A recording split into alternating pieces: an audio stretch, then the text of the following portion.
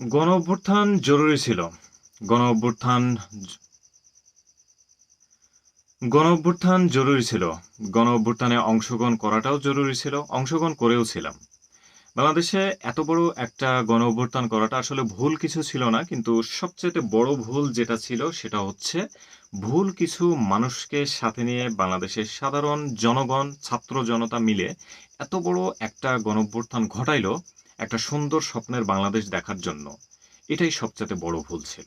কিছু ভুল মানুষকে সাথে নিয়ে এত বড় একটা অভ্যুত্থান ঘটানো। এটাই সবচাইতে বড় ভুল। ১ বছর হয়ে গেল আজকে ৫ই আগস্ট আমি আমার কিছু বাণী দিতে আসছি এবং শুরুতে আমি আমার জায়গাটা ক্লিয়ার করে নিই। আমি কোনো পলিটিক্যাল পার্টি থেকে বিলং করি না। অ্যান্ড বাংলাদেশের এক্সিস্টিং যত পলিটিক্যাল পার্টি আছে আমি কোনো পলিটিক্যাল পার্টিকেই সাপোর্ট করি না। সুতরাং আমার কথাগুলো বুঝতে আপনার সুবিধা হবে এবং আপনাকে চিন্তা করতে হবে না আমি কার পক্ষ টেনে নিয়ে কথা বলবো এবং কার বিপক্ষে কথা বলবো। যেহেতু আমি নিউট্রাল আছি, এর জন্য আমার কথাগুলো নির্দ্বিধায় শুনতে পারেন। যেহেতু ২০২৪ সালে ৫ই আগস্টের পূর্বে একটা বাংলাদেশ ছিল এবং তারপরে নতুন একটা বাংলাদেশ ১ বছর পার হয়ে গেছে। এই ১ বছরে বাংলাদেশের মানুষ কি রেজাল্ট পাইল এবং যেহেতু এটা একটা নিছক ছেলে খেলার মতো একটা অভ্যুত্থান ছিল না, অনেক, অনেক মানুষের প্রাণের বিনিময়ে এই অভ্যুত্থান ঘটছে। সুতরাং জনগণ আসলে কি পাইল, কি পাইল না, এটা জানতে হবে। আপনি যদি জনগণ হয়ে থাকেন তাহলে ডেফিনিটলি এটা জানার আপনার হক আছে। কারণ আপনি কোনো না কোনোভাবে এটার সঙ্গে জড়িত। কারণ আপনি বাংলাদেশের আইডি কার্ড নিয়ে ঘুরতেছেন। ওকে, আজকের এই ভিডিওটা আমি ২ টা পার্টি বিভক্ত করব। প্রথমে আসি পলিটিক্যাল পার্টি, এরপরে আমি যাব জনগণ। ঠিক আছে? এই ২ টা পার্টি দিয়েই আমি শেষ করব। পলিটিক্যাল পার্টির কাছে আসি। গণ অভ্যুত্থান ঘটানোর আগে বাংলাদেশের সবচাইতে শক্তিধর যে দলটা ছিল আওয়ামী লীগ, যারা কিনা বাংলাদেশের প্রত্যেকটা পয়েন্টে, প্রত্যেকটা জায়গায় তাদের শেকড় এমন শক্তিশালীভাবে মানে ভেতরে ঢুকাই দিছিল, ওইখান থেকে টেনে হিঁচড়ে বাংলাদেশ মানুষ যে তাদেরকে বের করে দিল, এরকম একটা লাঞ্ছিত অপমান করার পরে প্রাক্তন প্রধানমন্ত্রী শেখ হাসিনা তিনি দেশ পলায়ন করতে বাধ্য হলেন। স্বৈরা শাসক বলে সবাই। ঠিক আছে? তর্কের খাতিরে মানলাম যে স্বৈরা শাসককে সবাই মিলে তাড়াইল। তো ওইটা আগে একটা পরিস্থিতি, তারপরে একটা পরিস্থিতি।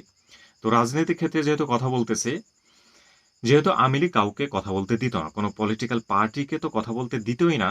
সাধারণ জনগণের মধ্যে কেউ যদি একটু গলাবাজি করতো তাদেরকে দাবাই দিত, এটা প্রমাণিত।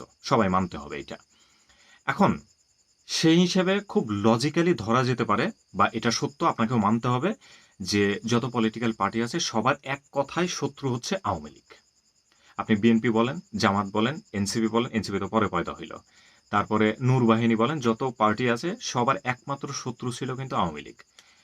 সো আওয়ামী লীগকেই যখন তারা বিদায় করতে সক্ষম হইল, এখন তো এরকম একটা চিত্র আমরা দেখতে চেয়েছিলাম বা এরকম একটা সিনারিও হওয়া উচিত ছিল যে প্রত্যেকটা পলিটিক্যাল পার্টি তো এরকম এরকম আছে, এরকম হওয়ার কথা ছিল।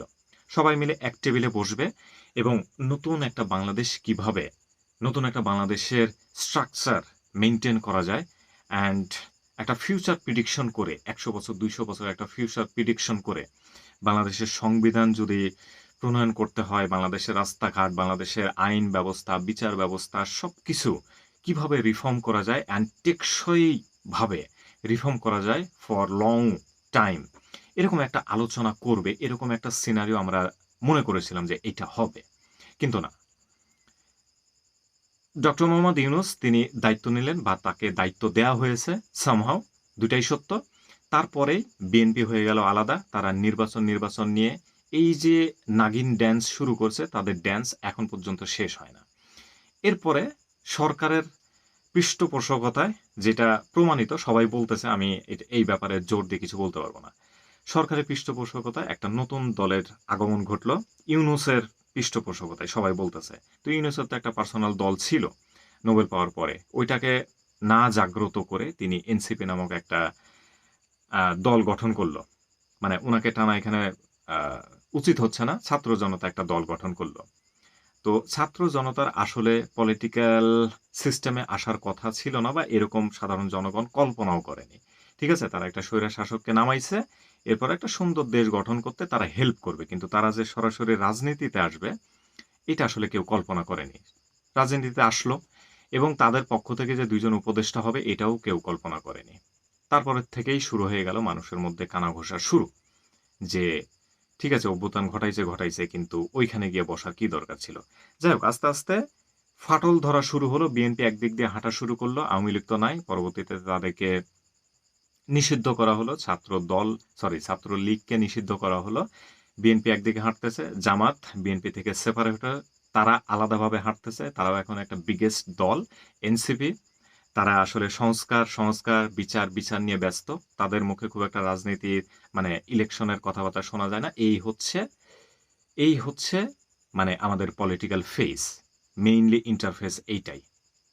এখন সাধারণ জনগণ বা যারা একটা সুন্দর দেশ গড়ার স্বপ্ন দেখে এত বড় একটা অভ্যুত্থান ঘটাইছে, যাতে তারা মনের কথা বলতে পারে, তাদের কোনো প্রবলেম হলে যাতে দ্রুত আচ্ছা জনগণের ওইটা আমি পরে আসতেছি।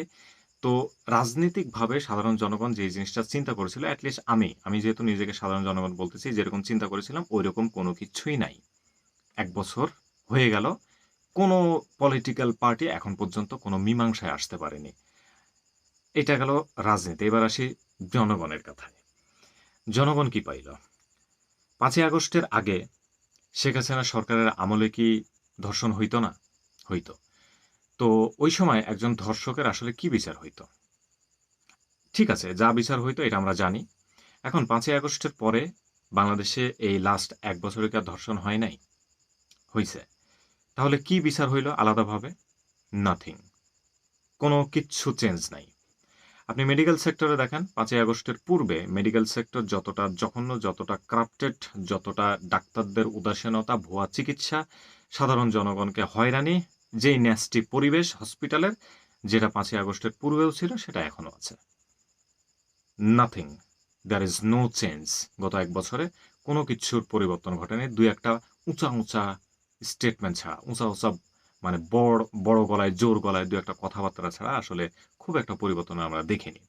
আপনি যদি সাধারণ একজন বিজনেসম্যান হন, বাসা থেকে বের হয়ে বিজনেস করতে যাবেন, কেউ যদি আপনার কাছে চাঁদা চাইতে আসে, তাহলে আপনার পরবর্তী স্টেটমেন্ট কি হবে? পরবর্তী স্টেপ হবে আপনি তার এগেইনস্টে কমপ্লেইন জানাবেন প্রশাসনের কাছে, প্রশাসন ব্যবস্থা নিবে। ৫ই আগস্টের পূর্বে এই জিনিসটাও ছিল, ৫ই আগস্টের পরে এই জিনিসটা আছে। কিন্তু কতটুকু পরিবর্তন আপনারা দেখছেন? Nothing. There is nothing change. বরং গত ১ বছরে চাঁদার পরিমাণ আওয়ামী লীগ সরকারের আমল থেকে ১০ গুণ, ২০ গুণ, আমি যদি ১০০ গুণও বলি তাহলে এটা কম হবে। এটা প্রমাণিত। এটা প্রমাণ করতে আমাকে আলাদাভাবে কোনো স্টেটমেন্ট দেওয়ার দরকার নেই। আপনারা জানেন সবকিছু। সো যেটা পূর্বেও ছিল সেটা এখনো আছে এবং এটার গতি আস্তে, আস্তে বাড়তেছে। তাহলে এই অভ্যুত্থান যে হইল, এত প্রাণের বিনিময়ে, এত মানুষ বিকলাঙ্গ হইছে, এত মানুষ তাদের দৃষ্টি ক্ষমতা হারাইছে, বিকলাঙ্গ হয়ে পড়ে আছে, তারা কোথায় কিভাবে আছে, নাম না জানা আরো অনেক মানুষ আছে যারা চান্সই পাচ্ছে না। তারা ওই জায়গাতেই পড়ে আছে, আন্দোলন হয়ে নতুন একটা ইন্টারফেস আসছে। আল্টিমেটলি দেশের মানুষ, সাধারণ জনগণের কোনো কিছুর পরিবর্তন ঘটেনি, যেটা গত ১ বছরে আমার এক চারানা ঘটেনি। আমি একজন সাধারণ জনগণ। আমি বহুত হেনস্থা হইছি প্রশাসনিক কাজে, বহুত হেনস্থা হইছি আমার পেশাগত কাজে, কিন্তু কোথাও কোনো সুরাহা পাইনি বা আমাকে ওইভাবে হেল্প করা হয়নি বা আমি হেল্প পাইনি। যে ঠিক আছে নতুন পরিবর্তন হইছে, আমি তো এই প্রবলেম নিয়ে আসছি, আমার প্রবলেমটা সলভ করা হোক। পূর্বে যেমনটা পরিবেশ ছিল এখন তার থেকে আরো ভয়ানক বলে আমার মনে হচ্ছে, বা আমি যেটা চাক্ষুষ দেখছি সেটাই তো বলবো। কারণ আপনারা পাইতে পারেন অনেক বেশি কিছু, এত কষ্ট করে স্বাধীনতা অর্জন করছেন। So moral of the history এই ভিডিওতে সেটা হচ্ছে যে জনগণ আসলে জনগণের কাতারেই থাকবে সারা জীবন। আর যারা নেতা তারা বিভিন্ন ছলে বলে কৌশলে বিভিন্নভাবে তাদের ক্যারেক্টার চেঞ্জ করে পলিটিক্যাল ওই চেয়ারটাতেই বসবে। আপনি তাদেরকে কখনোই ধরতে পারবেন না। তারা আপনাকে ধরার জন্য খুব একটা মরিয়া হয়ে থাকবে না। যেটা নিয়ম পূর্বকাল থেকে এখন পর্যন্ত চলে আসতেছে, এখনো চলতেছে। অভ্যুত্থান মাঝখানে এটা পুরাই লস। এতগুলো মানুষের জীবন বিলীন হয়ে গেল, এটা পুরাই লস। আজকে ১ বছর পরে এই স্টেটমেন্ট ছাড়া আমার কাছে আর কিছুই নাই। বাংলাদেশের এই অভ্যুত্থান ঘটানো পুরোটাই লস। হ্যাঁ, লস হইতো না। কেন লস হইতো না বা কি করলে লস হইতো না, এটা কয়েকটা পয়েন্টে বলি। যদি সাধারণ জনগণের দিকে এই সরকার তাকাইতো, ঠিক আছে তুমি ইলেকশন দিবা, কবে দিবা সেটা তোমার ব্যাপার, কিন্তু যতদিন আছো ততদিন বিচার ব্যবস্থা একদম হাইলি টাইট রাখতে হতো, যাতে কোনো অপরাধী ছাড় না পায়, কোনো অপরাধী ছাড় না পায়। এটা করা হয়নি। সাধারণ জনগণ তাদের প্রশাসনিক কর্মকাণ্ডের জন্য, মানে প্রশাসনিক হেল্পের জন্য যত প্রশাসনিক বিল্ডিংয়ে গেছে, প্রত্যেকটা জায়গায় হেনস্থা হয়েছে, প্রতিটা জায়গায়। এটা হয় নাই। যদি এটা উন্নত করত তাহলে বলা যাইতো যে এই সেক্টরটা ঠিক আছে। এখন দুর্নীতির পরিমাণ কম, যার কারণে রিজার্ভ বাড়তেছে। শুধুমাত্র রিজার্ভের নাড়া লাগাই দিয়ে যে অর্থনৈতিক সিস্টেমটা ডেভেলপ হচ্ছে, শুধুমাত্র একটা জিনিস ডেভেলপ করে আসলে দেশটাকে সংগঠন করা যায় না, মানে ভালো করা যায় না। সো অনেকগুলো ব্যাপারে এখানে খেয়াল রাখতে হইতো। অ্যাটলিস্ট শুধুমাত্র যদি বিচার ব্যবস্থা এবং আইনি ব্যবস্থাটা যদি ইউনূস সরকার টাইটলি ধরে রাখতে পারত, তাহলে হয়তোবা কোনো না কোনো অ্যাঙ্গেলে বলতে পারতাম যে যে স্বপ্ন দেখে আন্দোলন করা হয়েছে, হয়তোবা ওই স্বপ্নের কিছুটা হলেও সার্থকতা দেখতে পাচ্ছে। সো আমার মতে ইটস এ জিরো রেজাল্ট। আপনার মতে কি রেজাল্ট সেটা ডেফিনেটলি জানাবেন। এটা আমি আমার পক্ষ থেকে, আমি আমার তরফ থেকে আমার অ্যানালাইসিস বললাম। আপনিও গত 1 বছর ধরে আছেন, আপনি আপনার অ্যানালাইসিস জানাই যাবেন, ডেফিনেটলি আমার কমেন্ট বক্সে বলে যাবেন। ভিডিওটা কেমন লাগলো অবশ্যই লাইক করবেন। সবচেয়ে বড় যেটা জরুরি, চ্যানেলটাকে সাবস্ক্রাইব করবেন। এই ধরনের ভিডিও আমি রেগুলার করব। ছোট চ্যানেল, সবার হেল্প খুবই প্রয়োজন। অনেক আজে বাজে চ্যানেলে আপনারা সাবস্ক্রাইব করে থাকেন, সো একটা সাবস্ক্রাইব করলে খুব একটা বেশি ক্ষতি হয়ে যাবে না। আমি অথরাইজ পারসন বা অথরাইজ জায়গা ছাড়া আজে বাজে কোনো নিউজ দিয়ে আপনাদের বিভ্রান্ত করব না কখনোই। এই জায়গা থেকে আপনারা নিশ্চিন্ত থাকতে পারেন। দেখা হচ্ছে পরবর্তী ভিডিওতে। খোদা হাফেজ।